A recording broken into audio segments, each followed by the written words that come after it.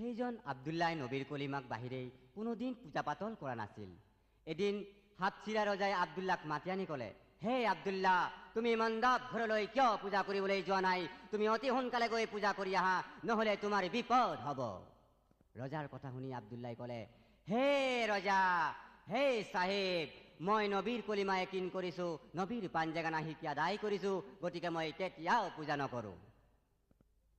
মই যি এবাৰ নবী মোহাম্মদ মুস্তাফাৰ নাম দিলত বান্ধি লৈছোঁ, সেই নাম আৰু মই কেতিয়াও এৰিব নোৱাৰোঁ। আব্দুল্লাহৰ কথা শুনি ৰজাৰ বৰ খং উঠিল আৰু সৈন্যসকলক মাতি আনি ক'লে, যোৱা, এই আব্দুল্লাহক জংঘলৰ মাজলৈ লৈ গৈ কঠোৰ শাস্তি দিয়া। ৰজাৰ কথা মতে আব্দুল্লাহক এনেকুৱা শাস্তি দিলে, হায় আল্লাহ, আব্দুল্লাহে চিঞৰিবলৈ ধৰিলে, কান্দিবলৈ ধৰিলে সেই ঐৰানৰ মাজত অকলে অকলে।